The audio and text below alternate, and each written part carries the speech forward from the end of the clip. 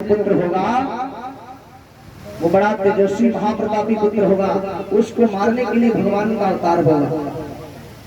लेकिन कारण है संत मुनियों महात्माओं को बहुत सताएगा।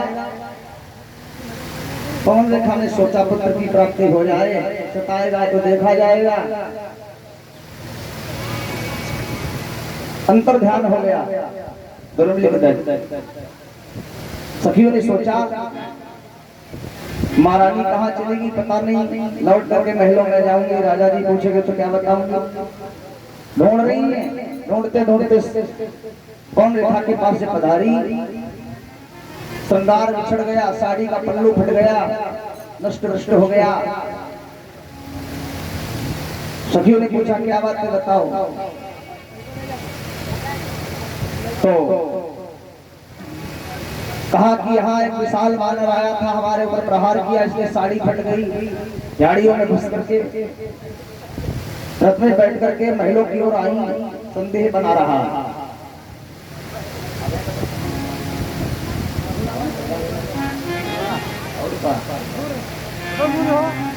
महलों में आई, धीरे धीरे 9 माह का समय व्यतीत हो गया। अब 9 माह का समय जब व्यतीत हो गया, हाँ अर्धरात्रि का दिन है, माह का महीना है।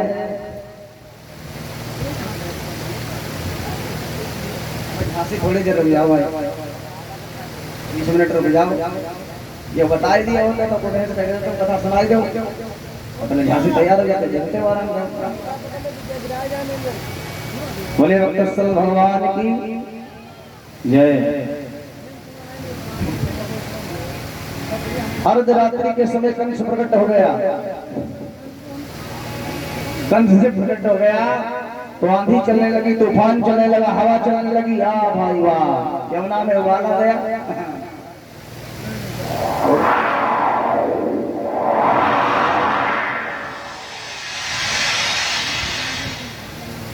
ए भैया,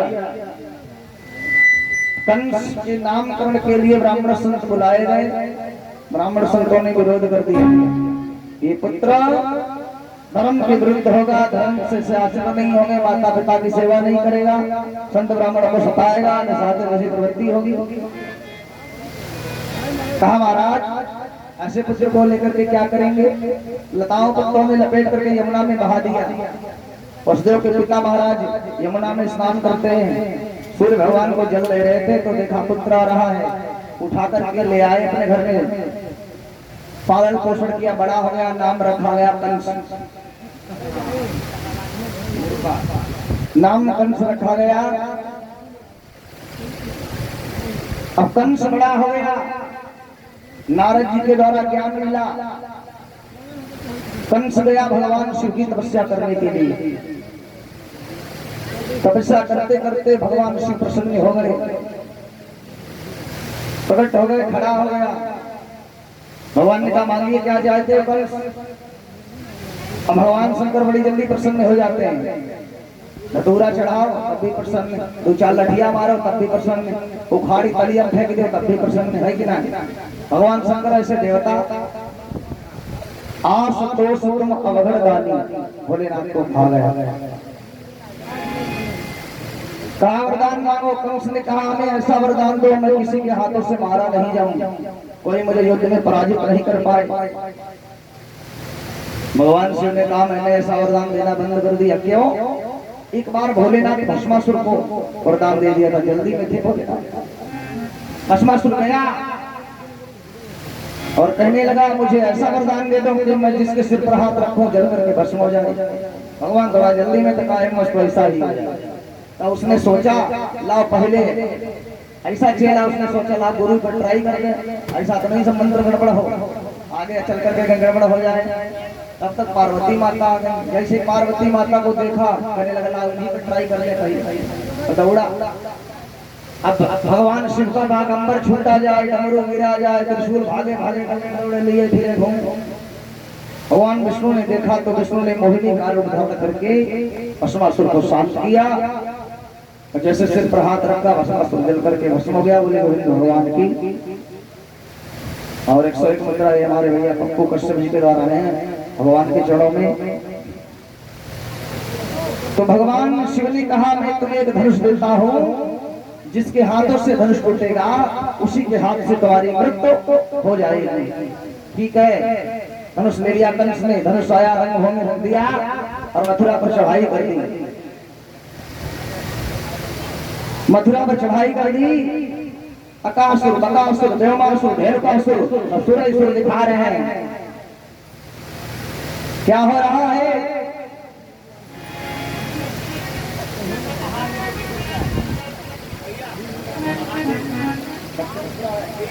ईश्वरा भैया महादेव जी के ऊपर चढ़े हैं, महादेव चढ़ाए रहे हैं भाई, बोले गोविंद भगवान की। अरे गौशाला कहीं जल रही थी, गौशाला जल रही है, गौओं का मांस सुहा किया जाने लगा। अरे गौशाला कहीं जल रही थी, देवलाए कहीं टूटते थे।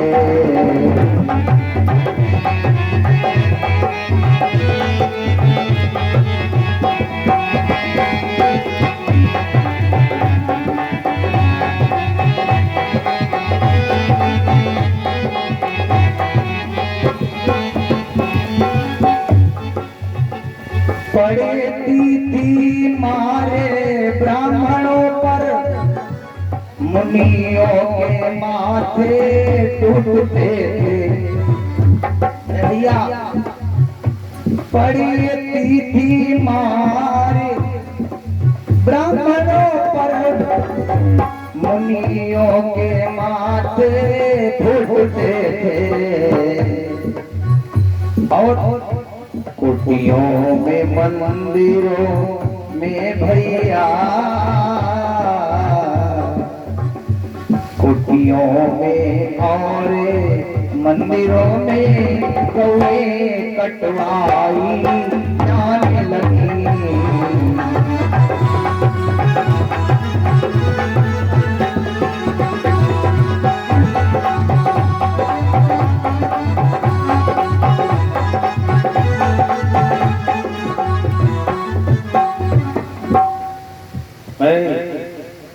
सुन तो ब्राह्मणों को कष्ट मिलने लगा, ब्राह्मणों के दो पैरों से गुजरे जाने लगे, मंदिरों को तोड़ाया जाने लगा। कंस ने कहा कंसाय नमः स्वाहा होगा, कोई हवन नहीं करेगा, कोई पूजा नहीं करेगा, जो ब्राह्मण पूजा करके दिखाए उसी को मार दिया जाए।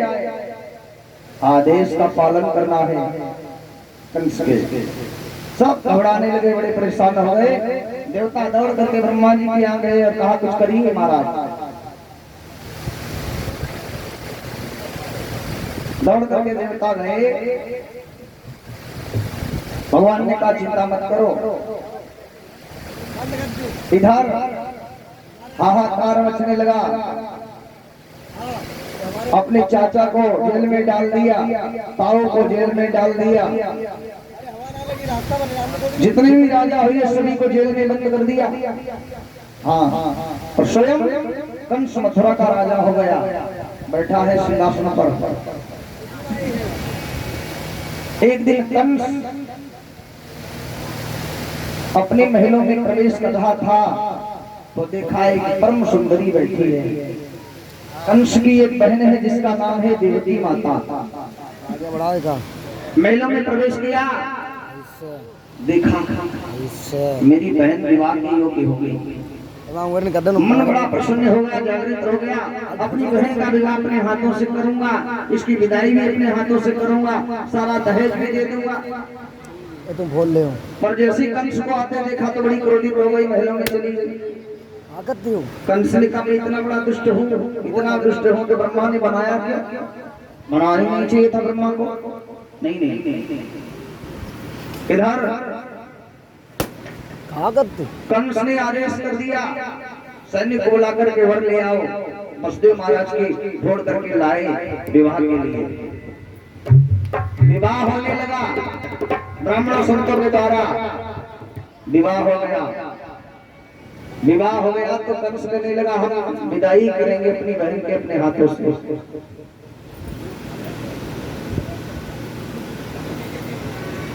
विवाह जब हो गया तो विदाई करते समय कंस अपनी बहन को समझा रहा है, क्या कहता है?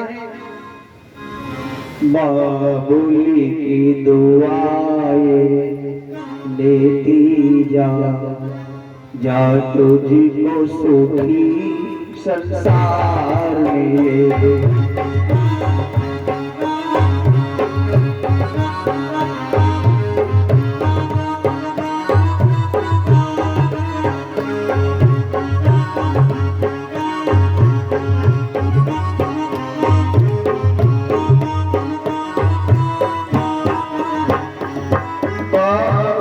की दुआएं लेती जा, जा तुझको सुखी संसार मिले।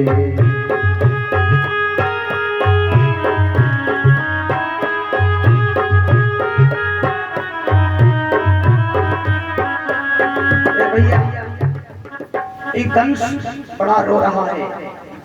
देखिए कितना दुष्ट कंस था, किसी को बख्शा नहीं था, लेकिन आज अपनी बहन की जब विदाई कर रहा है तो बहुत रो रहा है। जब किसी बेटी का विवाह होता है, उसकी जब विदाई होती है, तब दुष्ट से दुष्ट भी रोने लगता है। सर्वत्र आज निछावर करता है कंस अपनी बहन को, और रथ में बिठा लिया, रथ सजाया, स्वयं छोड़ने जा रहा है ये कंस। जैसे देवकी माता रथ में बैठी, अनर्थ हो गया। क्या हो गया? अरे रथ में देवकी जा रही थी, पीछे से कौशला था।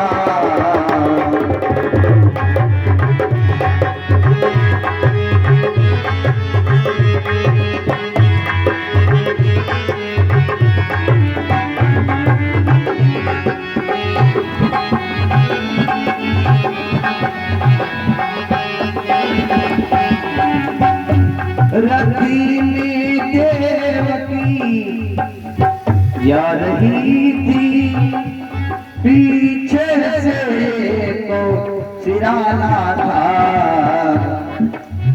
और रथ के पीछे वो कंसराज,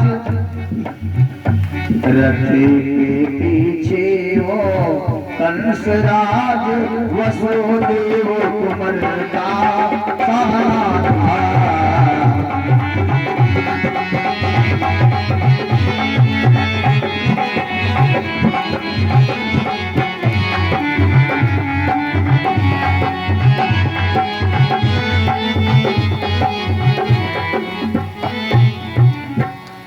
जैसे ही बिठाया, विदा करने के लिए कंस चला, आकाशवाणी हो गई, ए कंसराज,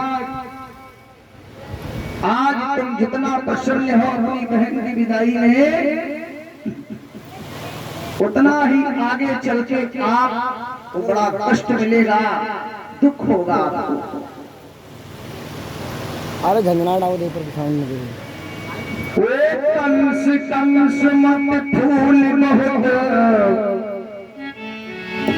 ओ कंस कंस मत फूल बहुत, ये फूल फूल कुमड़ाएगा। विश्वास रहे बस यही फूल तुझको ये फूल में मिलाएगा।